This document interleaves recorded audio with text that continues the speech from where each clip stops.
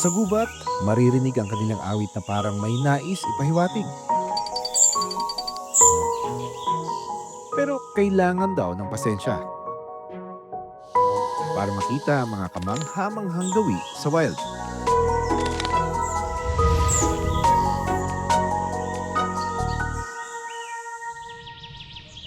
Sa Cagayan de Oro, tingin sa taas.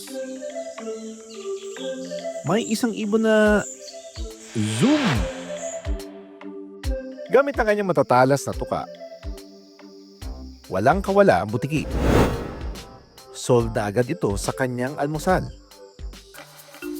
Ang salarin, ang South Philippine Dwarf Kingfisher o tikarol pula na endemic o tanging sa Mindanao lang matatagpuan.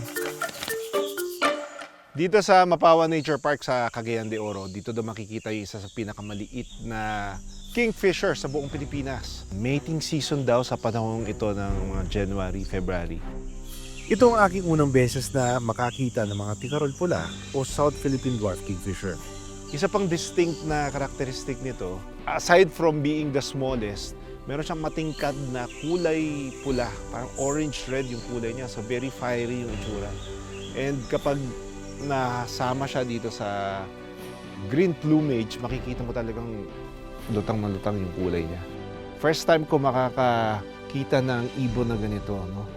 And one of the most distinguishing characteristic nitong ibon na ito, usually kasi kapag kingfisher, nakikita natin sila sa tabi ng bodies of water. Ito, sa forest natin makikita. Sinamahan kami ng bird guide ng Mapawa Nature Park na si Ronel Paglinawan. Mahigit 6 na taon na raw niyang kinukunan ang mga ibon sa lugar na ito. Saan ba sila dumadapo? Yung dapo talaga nila is nasa mga 2 meters from the ground lang. 2 meters from the ground? 1 meters to 2 meters from the ground kasi kadalasan kasing nila yung mga insect kasi nasa lupa. Para mabilis. So, mabilis yung hunting nila. Para kay Ronel, sa pamamagitan ng birding ay natututo siyang kilalanin ang mga ibon at igalang ang kalikasan. Ika nga sabi nila, kapag gusto mo ng good quality picture, as a birder, kailangan mo maghintay. Nire-ready ni Ronel yung ano niya, yung phone that is connected to a Bluetooth speaker dito. And then we're gonna play it, hoping na may lumapit na ibon dito sa atin, yung kingfisher niya.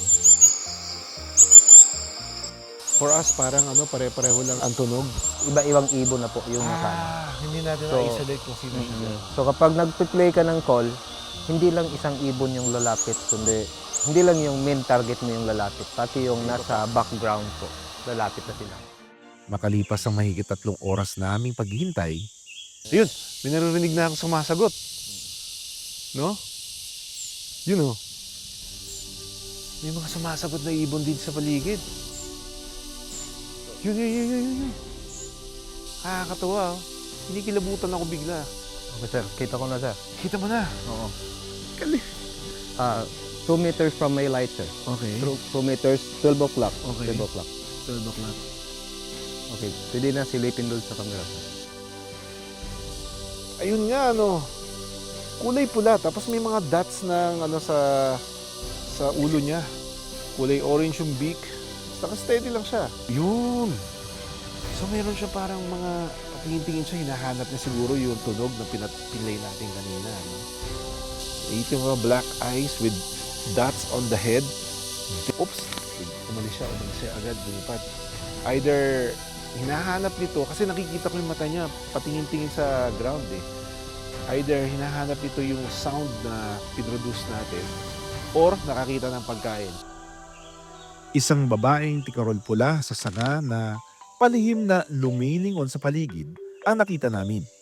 Kasi yung mga lalaki, they have to be very flamboyant yung kulay so that they can attract the females, right? So it's kumbaga parang it's a show of their health status.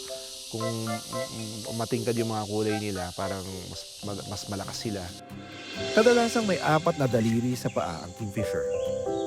Pero ang South Philippine Dwarf Kingfisher o tikarol pula, 3 lang. Isa itong natatanging katangian ng kanilang grupo. Carnivore o kumakain ng mga insekto at ito pang maliliit na hayop ang tikarol pula.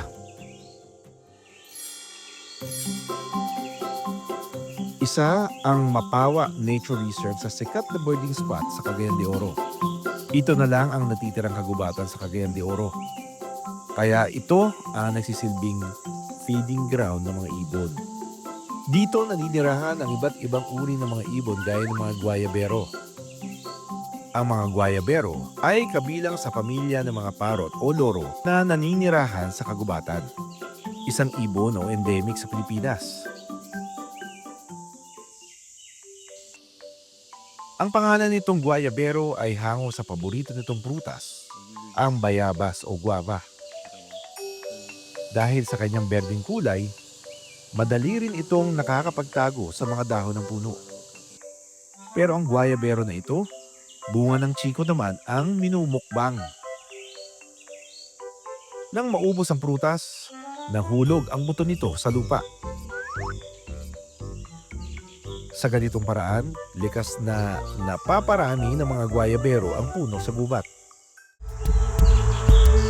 Paliwanag ng ornithologist o eksperto sa mga ibon na si Dr. Helene Gan, social birds o kadalasang makikitang may kasamang ibang ibon ang mga guayabero.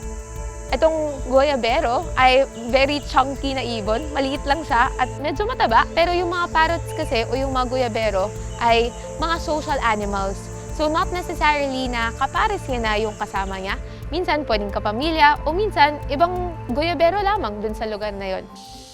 Sa tala ng International Union for Conservation of Nature o IUCN, ang mga guayabero ay tinuturing na least concern o mayroong sapat pa na bilang sa wild. Itinuro sa amin ni Ronel ang pugad ng South Philippine Dwarf Kingfisher. Sa panahon ng nesting, mas madalas silang magpakita dahil sa inihahanda na nila ang kanilang tahanan. Ito yung nest ng Southern Philippine Dwarf Kingfisher, termite mound. Ito yung successful na nesting dati. So, sa ngayon, hinihintay pa natin na babalik sila kasi hindi sila disturb sa nest na to. So, ito yung aabangan natin ngayong February at March. Samantala, itinuturing namang least concerned o may sapat pang bilang sa kagubatan ang mga tikarol pula.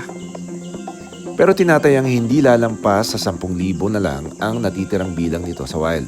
Dahil sila nga ay isang forest na species, ang kanilang pinakamalaking threat ay yung habitat loss o yung pagkawala ng ating mga gubat. Tumagal kami ng 6 na oras para maidokumento mga ibon.